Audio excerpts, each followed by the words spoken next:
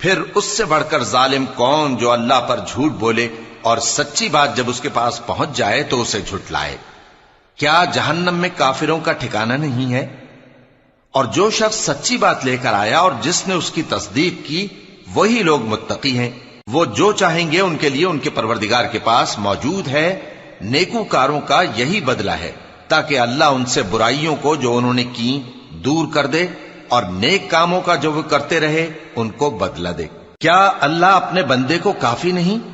اور اے نبی، یہ تم کو ان لوگوں سے جو اللہ کے سوا ہیں یعنی غیر اللہ سے ڈراتے ہیں، اور جس کو اللہ گمراہ رہنے دے اسے کوئی ہدایت دینے والا نہیں، اور جس کو اللہ ہدایت دے اس کو کوئی گمراہ کرنے والا نہیں۔ کیا اللہ عزت والا بدلہ لینے والا نہیں ہے؟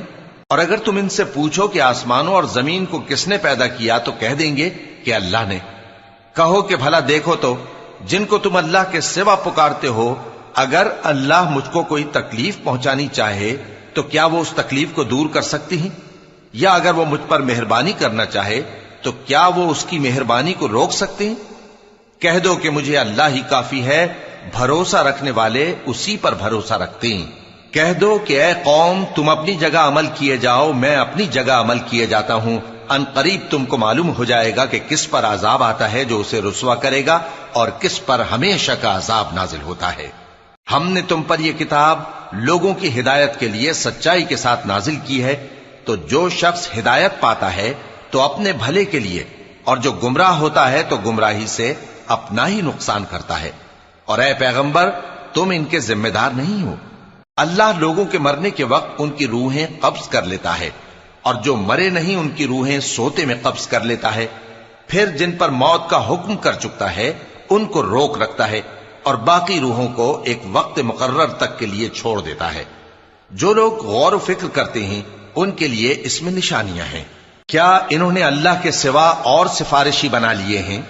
کہو کہ خواہ وہ کسی چیز کا بھی اختیار نہ رکھتے ہوں اور نہ کچھ سمجھتے ہی ہوں تب بھی کہہ دو کہ سفارش تو سب اللہ ہی کے اختیار میں ہے، اسی کے لیے آسمانوں اور زمین کی بادشاہت ہے، پھر تم اسی کی طرف لوٹ کر جاؤ گے۔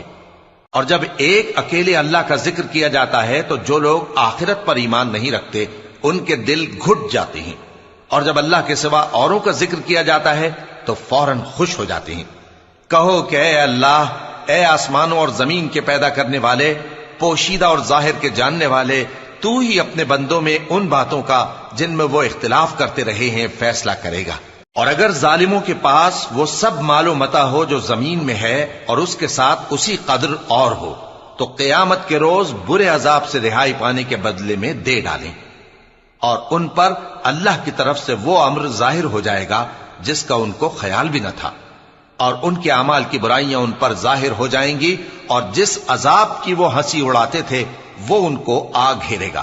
سو جب انسان کو تکلیف پہنچتی ہے تو ہمیں پکارنے لگتا ہے، پھر جب ہم اس کو اپنی طرف سے نعمت بخشتے ہیں تو کہتا ہے کہ یہ تو مجھے میرے علم و دانش کے سبب ملی ہے۔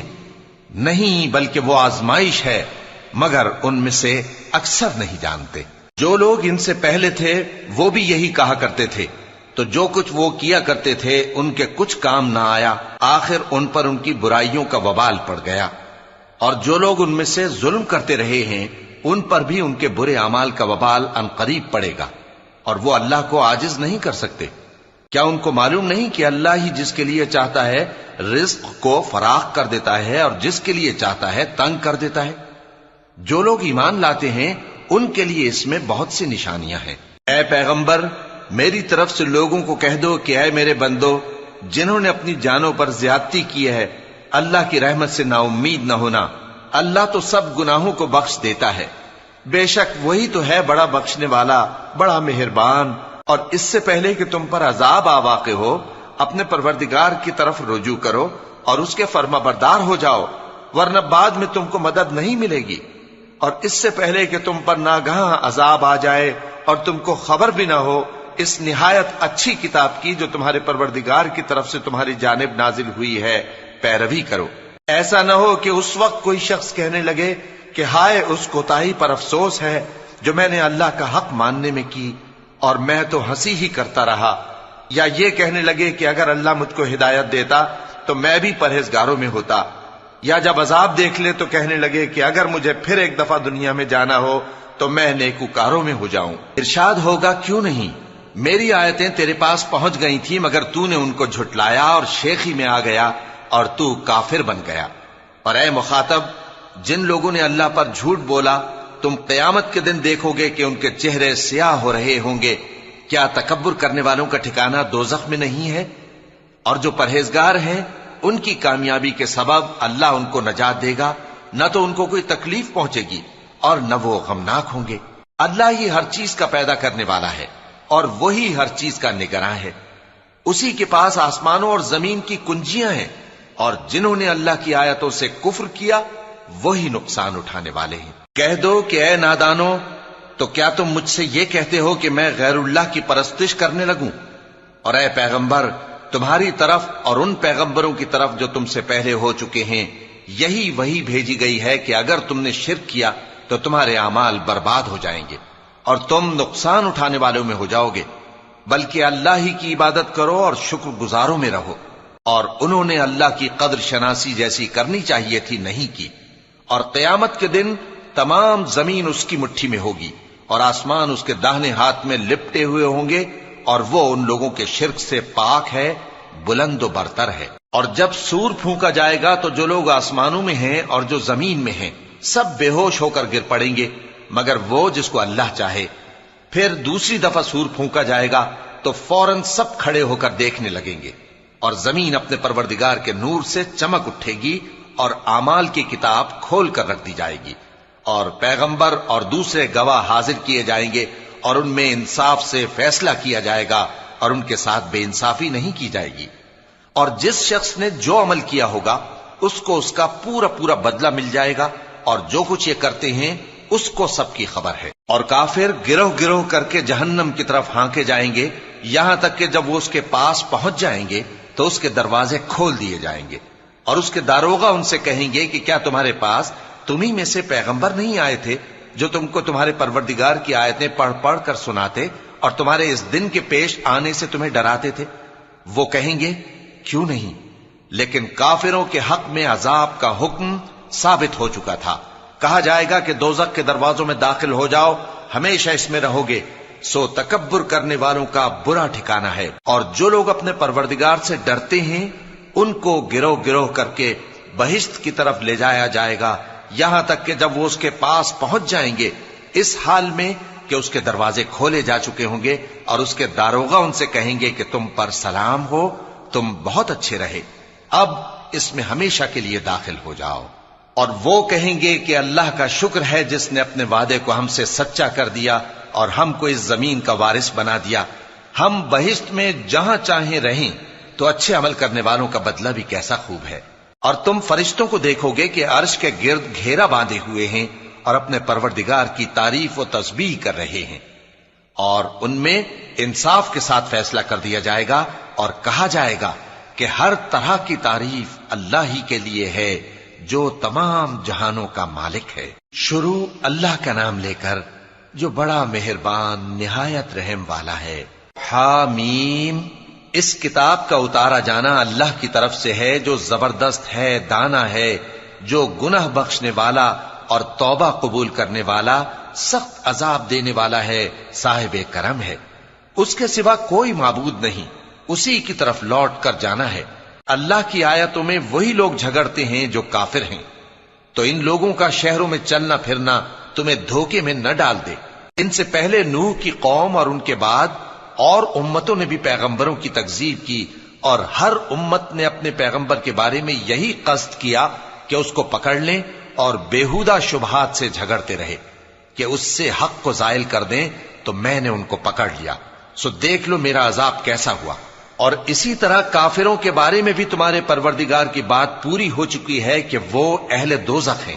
جو لوگ عرش کو اٹھائے ہوئے اور جو اس کے گردا گرد حلقہ باندھے ہوئے ہیں یعنی فرشتے، وہ اپنے پروردگار کی تعریف کے ساتھ تسبیح کرتے رہتے ہیں اور اس پر ایمان رکھتے ہیں، اور مومنوں کے لیے بخشش مانگتے رہتے ہیں کہ اے ہمارے پروردگار، تیری رحمت اور تیرا علم ہر چیز کو سموئے ہوئے ہے، تو جن لوگوں نے توبہ کی اور تیرے رستے پر چلے ان کو بخش دے اور دوزخ کے عذاب سے بچا لے۔ اے ہمارے پروردگار، ان کو ہمیشہ رہنے کی بہشتوں میں داخل کر جن کا تو نے ان سے وعدہ کیا ہے، اور جو جو ان کے باپ دادوں اور ان کی بیویوں اور ان کی اولاد میں سے نیک ہوں ان کو بھی۔ بے شک تو غالب ہے، حکمت والا ہے۔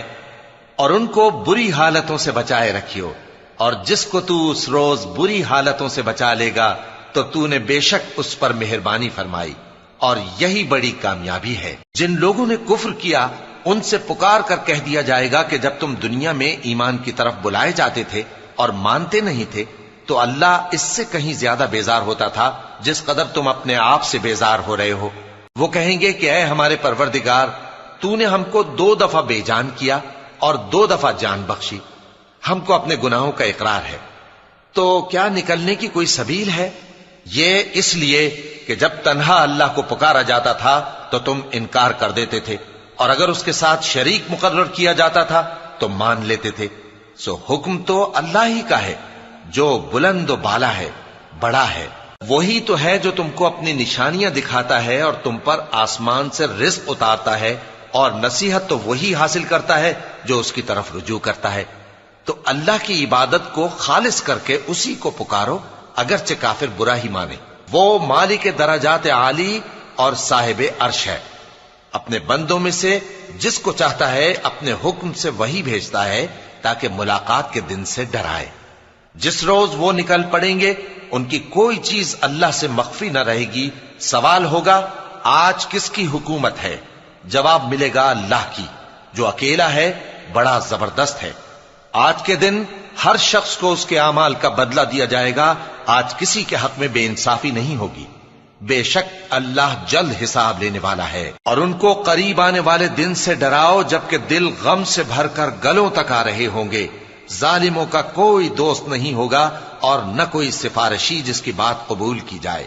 وہ آنکھوں کی خیانت کو جانتا ہے اور جو باتیں سینوں میں پوشیدہ ہیں ان کو بھی۔ اور اللہ سچائی کے ساتھ فیصلہ فرماتا ہے، اور جن کو یہ لوگ پکارتے ہیں وہ کچھ بھی فیصلہ نہیں کر سکتے۔ بے شک اللہ سننے والا ہے، دیکھنے والا ہے۔ کیا انہوں نے زمین میں سیر نہیں کی تاکہ دیکھ لیتے کہ جو لوگ ان سے پہلے تھے ان کا انجام کیسا ہوا؟ وہ ان سے زور اور زمین میں نشانات بنانے کے لحاظ سے کہیں بڑھ کر تھے، تو اللہ نے ان کو ان کے گناہوں کے سبب پکڑ لیا، اور ان کو اللہ کے عذاب سے کوئی بھی بچانے والا نہ تھا۔ یہ اس لیے کہ ان کے پاس پیغمبر کھلی دلیلیں لاتے تھے تو وہ کفر کرتے تھے، سو اللہ نے ان کو پکڑ لیا۔ بے شک وہ صاحب قوت ہے، سخت عذاب دینے والا ہے۔ اور ہم نے موسیٰ کو اپنی نشانیاں اور دلیل روشن دے کر بھیجا، یعنی فرعون اور حامان اور قارون کی طرف، تو ان لوگوں نے کہا کہ یہ تو جادوگر ہے، جھوٹا۔ غرض جب وہ ان کے پاس ہماری طرف سے حق لے کر پہنچے تو وہ کہنے لگے کہ جو لوگ اس کے ساتھ اللہ پر ایمان لائے ہیں ان کے بیٹوں کو قتل کر دو اور بیٹیوں کو زندہ رہنے دو۔ اور کافروں کی تدبیریں بے ٹھکانے ہوتی ہیں۔ اور فرعون بولا کہ مجھے چھوڑو کہ موسیٰ کو قتل کر دوں اور وہ اپنے پروردگار کو بلا لے۔ مجھے ڈر ہے کہ وہ کہیں تمہارے دین کو نہ بدل دے یا ملک میں فساد نہ پیدا کر دے۔ اور موسیٰ نے کہا کہ میں ہر متکبر سے جو حساب کے دن یعنی قیامت پر ایمان نہیں لاتا اپنے اور تمہارے پروردگار کی پناہ لے چکا ہوں۔ اور فرعون کے لوگوں میں سے ایک مومن شخص جو اپنے ایمان کو پوشیدہ رکھتا تھا کہنے لگا، کیا تم ایسے شخص کو قتل کرنا چاہتے ہو جو کہتا ہے کہ میرا پروردگار اللہ ہے اور وہ تمہارے پاس تمہارے پروردگار کی طرف سے نشانیاں بھی لے کر آیا ہے؟ اور اگر وہ جھوٹا ہوگا تو اس کے جھوٹ کا ضرر اسی کو ہوگا، اور اگر سچا ہوگا تو کوئی سا عذاب جس کا وہ تم سے وعدہ کرتا ہے تم پر واقع ہو کر رہے گا۔ بے شک اللہ اس شخص کو ہدایت نہیں دیتا جو حد سے گزرنے والا ہے، بڑا جھوٹا ہے۔ اے قوم، آج تمہاری ہی حکومت ہے اور تم ہی ملک میں غالب ہو، لیکن اگر ہم پر اللہ کا عذاب آ گیا تو اس کے دور کرنے کے لیے ہماری مدد کون کرے گا؟ فرعون نے کہا کہ میں تمہیں وہی بات سجھاتا ہوں جو مجھے سوجی ہے، اور وہی راہ بتاتا ہوں جس میں بھلائی ہے۔ تو جو مومن تھا وہ کہنے لگا کہ اے قوم، مجھے تمہاری نسبت خوف ہے کہ تم پر دوسری امتوں کی طرح کے دن کا عذاب آ جائے، جیسے نوح کی قوم اور عاد اور سمود اور جو لوگ ان کے بعد آئے ہیں ان کے حال کی طرح تمہارا حال نہ ہو جائے۔ اور اللہ تو بندوں پر ظلم کرنا نہیں چاہتا۔ اور اے قوم، مجھے تمہاری نسبت پکار کے دن یعنی روز قیامت کا خوف ہے، جس دن تم پیٹھ پھیر کر قیامت کے میدان سے بھاگو گے۔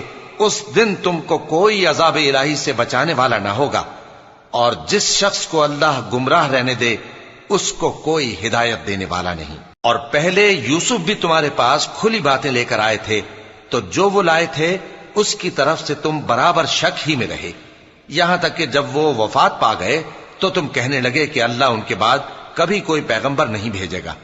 اسی طرح اللہ اس شخص کو گمراہ رہنے دیتا ہے جو حد سے نکل جانے والا، شک کرنے والا ہو۔ جو لوگ بغیر اس کے کہ ان کے پاس کوئی دلیل آئی ہو اللہ کی آیتوں میں جھگڑتے ہیں، اللہ کے نزدیک اور مومنوں کے نزدیک جھگڑا سخت ناپسند ہے۔ اسی طرح اللہ ہر متکبر سرکش کے دل پر مہر لگا دیتا ہے۔ اور فرعون نے کہا کہ حامان میرے لیے ایک محل بناؤ تاکہ میں اس پر چڑھ کر رستوں پر پہنچ جاؤں، یعنی آسمان کے رستوں پر، پھر موسیٰ کے معبود کو جھانک کر دیکھ لوں، اور میں تو اسے جھوٹا سمجھتا ہوں۔ اور اسی طرح فرعون کو اس کے اعمال بد اچھے معلوم ہوتے تھے اور وہ رستے سے روک دیا گیا تھا، اور فرعون کی تدبیر تو بیکار تھی۔ اور وہ شخص جو مومن تھا اس نے کہا کہ بھائیو میرے پیچھے